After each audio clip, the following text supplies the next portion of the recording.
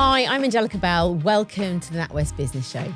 Joining me today is Josh White, the co-founder and marketing director of CanO Water, the world's first mass market canned water alternative. Now, Josh has not only had to tackle the plastic problem to build his brand, but has also had to nurture a challenger mindset to stand out against the competition and stay resilient. So let's find out more. Hi, Josh. It's good to have you here. Great to be here. We always start the show by asking our special guest, because I'm going to call you special. Thank you. To tell us about their journey in 60 seconds. I know you've got lots to tell, and your time starts now. For sure. So essentially, myself and my two best friends, we went on a trip to Thailand. Plastic pollution wasn't something that we had come across before. You know, where we grew up, it wasn't something that, you wouldn't see mountains of plastic bottles. It wasn't something that we necessarily knew about. And we came across serious amounts of plastic pollution when on a trip to Thailand. And I think most people would think, why is it my issue? We didn't, we saw it as something that, is there anything that we can do? And did a lot of research and saw that aluminium is the most recyclable material on the planet. 75% of aluminium produced in the 1800s is just still in circulation. And in 2016, we were the first people in the world to put water in a can. The journey itself hasn't been easy and is still, is still tough. But, one of the things that definitely gets me up in the morning is knowing that we're raising awareness of an enormous issue and providing a more recyclable alternative. Well, you are raising the issue because, I've seen CanO Water everywhere. Sure. I have at home, and even I've been like, oh my gosh, why did nobody come up with this before? Yeah. But I just want to rewind a little bit because you were just going on holiday to have fun. Yeah. Lads trip, had no preconception of it was just a normal trip that led into this addiction to try and come up with a solution to a global issue. Are you still friends? We are still friends. People say don't mix business and pleasure. It is tough, and there are disagreements, but I think the respect that we have for each other, for our different roles is, is something that's incredibly important. We all add different things to the business. And I don't think that CanO Water could have been started by just myself. I think that, it needed the three of us and the naivety to come together to start the business. I think that is incredibly important to always be aware that that there could be disagreements, but at the end of the day, you're building something together and you have that vision. Not a lot of people had the vision. The three of us did, and it was our responsibility to make it work. So we had that together, and we needed each other to fall back on when things didn't go our way. So you pointed out each other's strengths and weaknesses, yes, and played on those, but also acknowledged that, listen, just because we fall out, we're still friends. Exactly. And it's about having that respect for each other to know that you're great at what you do. I'm great at what I do. And essentially, we've got a mission and a vision, and we need to make this work. And we're not going to do it by ourselves. We're going to do it together. And I think that is incredibly important to remember. And I think that's where things can go a little bit salty, if it isn't there. But it isn't easy. It isn't easy. I might have to interview. I'll chat to the other two, see what they say about you. Exactly. Did you ever think that you would be an entrepreneur? Is it something that was a little seed that you always knew would flourish, or was it just a dream? It was a dream. I, as a kid, suffered quite severely with ADHD and, still do with concentration. And I think that I've definitely turned the negatives of that into positives. It's sort of like a blessing and a curse in essence, because I find the concentration hard, but my creativity and my output and my crazy and wacky ideas come from that, Mm-hmm. So I thought as a kid that I couldn't be an entrepreneur because I didn't necessarily have the academic side of things. But my creativity and my drive, I definitely think has created an entrepreneur. And also failure. Failure has been a big part of my journey, but also, the CanO Water journey of not everything being blue skies and when things go wrong, how do you think fast? How do you troubleshoot? How do you come up with ideas? It hasn't been an easy journey, and still, isn't an easy journey. So I think that from an entrepreneurial side of things, I didn't necessarily think that I could. And I'm still sort of proving to myself, that I am.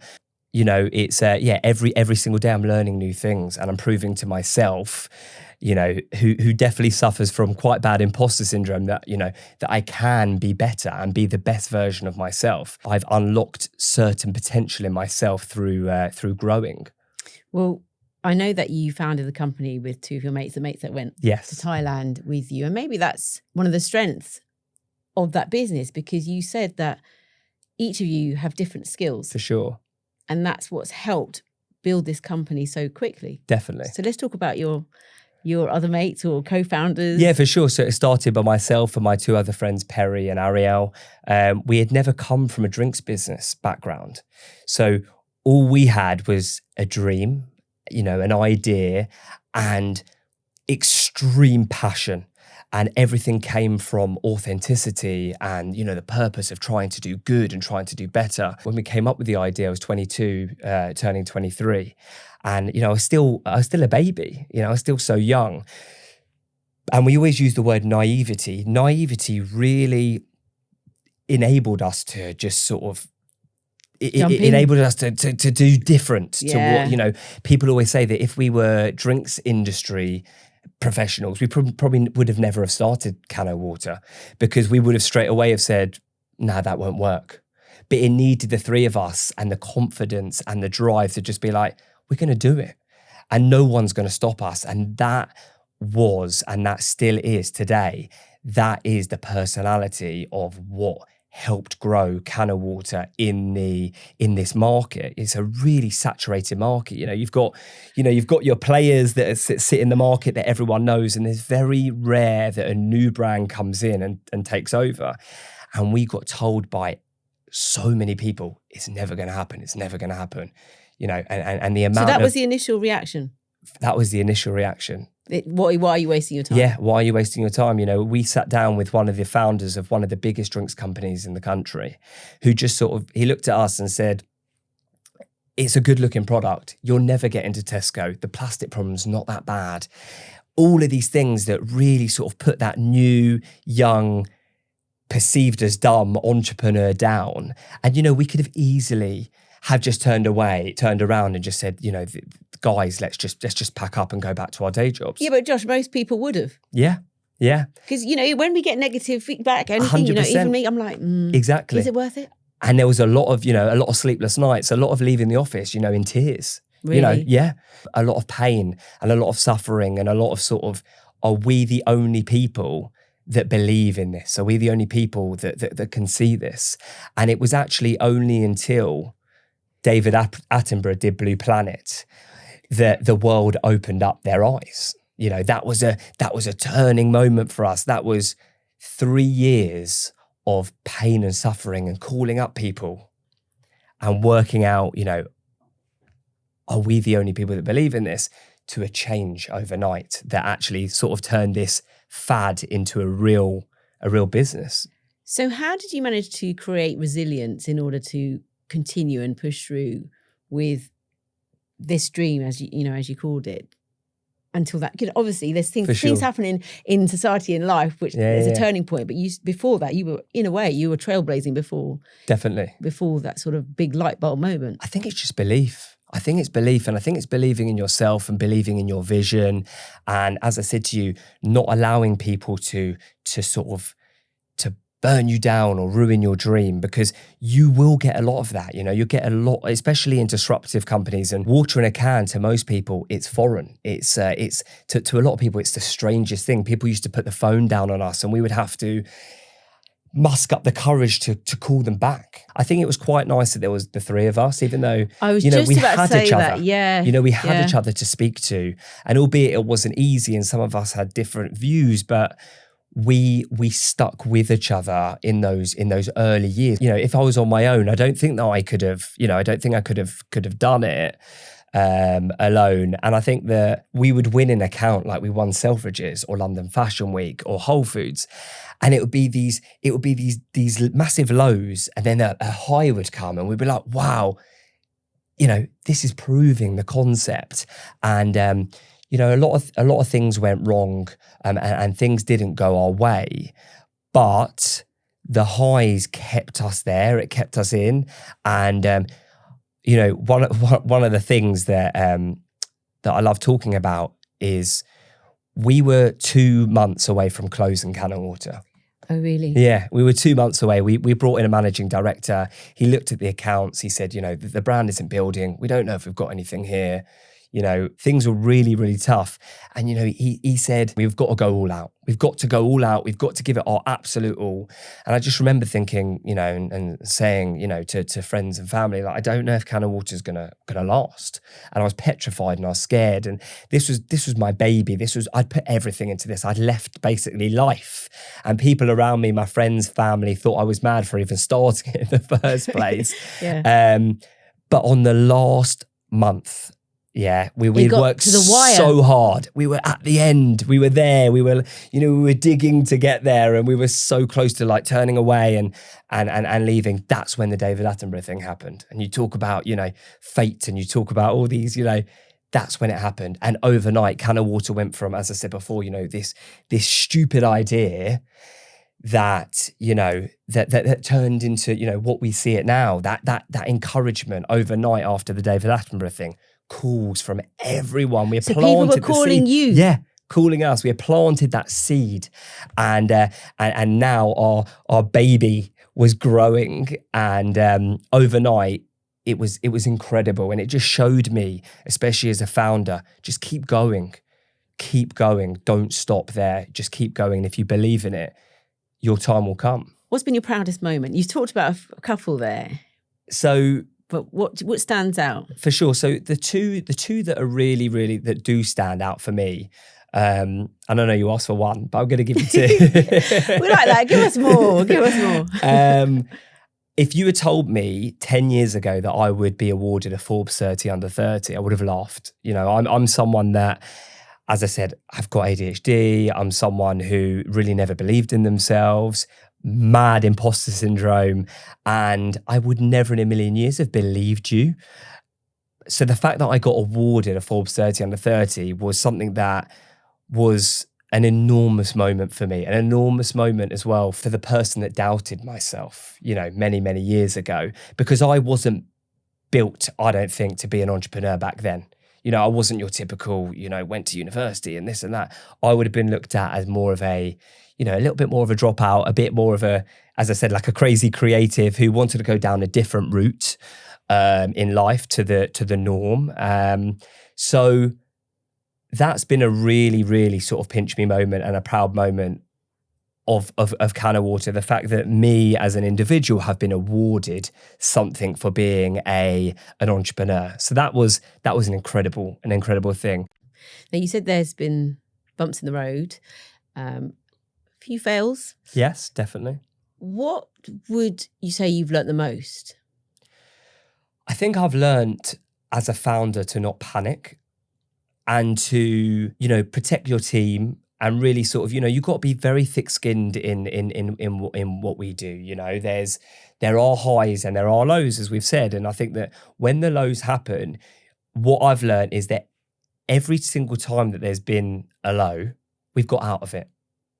Because we've worked together as a team and we've come together to work out a plan of how to get through it, whether it be COVID or things have gone wrong, with stock. And I've got stories for days, about, there was a time where we had a few 100,000 cans where the still cans were filled with sparkling water by accident. So, like things like that, you sit there and you can imagine we're all sitting on our pallets in the warehouse with our hands over our head, nearly in tears, because all of these cans have to go back. And what are we going to do? So how did you? Can I just? I mean, yeah. I'm literally. Yeah. It's as if I'm there. Yeah. You're with there, the pallets, you're there. going. Oh my goodness. Yeah. So how did you sort that out? Petrified, and have to work out as a team, a plan of, what do we tell our customers? How we had just won some of our best customers. This was after 3.5 years of lows, and then just getting there, and then overnight having to call up all of our customers to say, we're really sorry, we can't service. It's taken us 3 years to just get those customers. And, that was one of the biggest lows. And you know what? We came together as a team. We all held each other up because some people had to do more than others. And we just, we protected our own and we looked after each other and we got through it. And we're here today, we're here to tell the story. And that's, at the time, I didn't think that I would be here to tell the story. I was thinking we're never going to get out of this. It's impossible.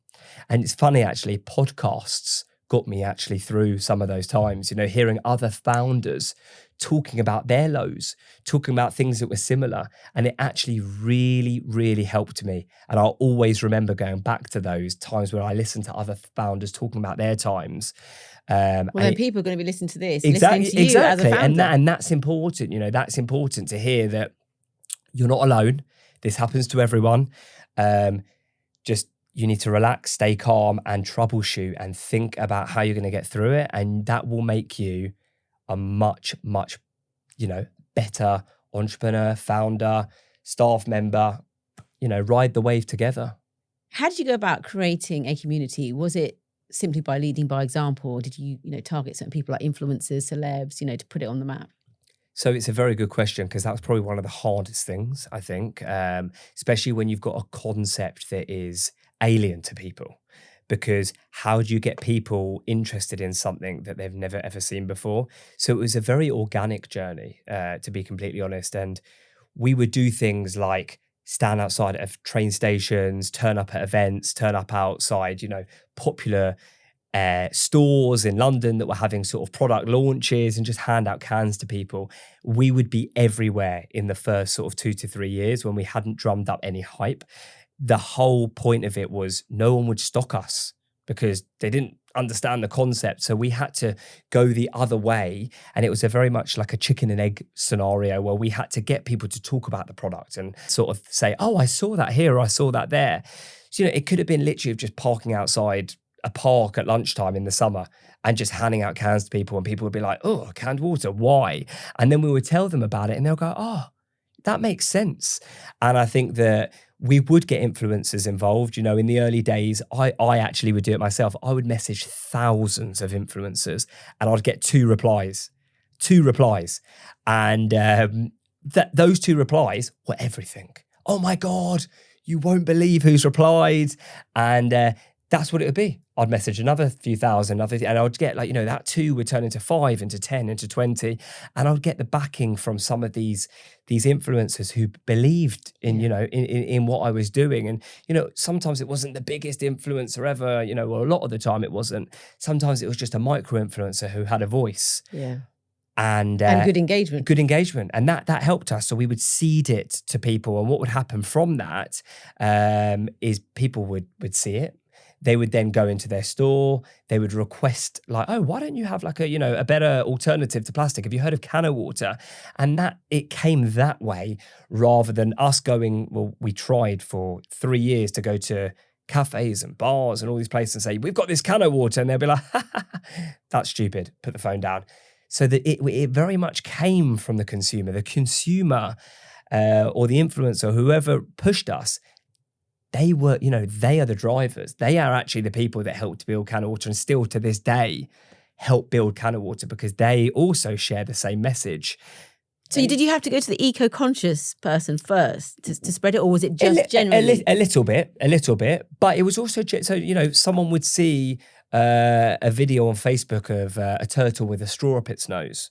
And they would learn from something like that. And that video went from 100 people to 200 people to 200 million people. Yeah. And that's how it grew. And we saw over time that we would be standing at an event, handing out cans to people, and people would just laugh at us, literally, in our face. And Ariel and I, we always, my business partner, Ariel, we would guess people's lips. So we'd literally guess what they were saying. And most of the time it was like, this is stupid. What are these guys doing? Why are they wasting their time? And we would actually lip read people. It was crazy.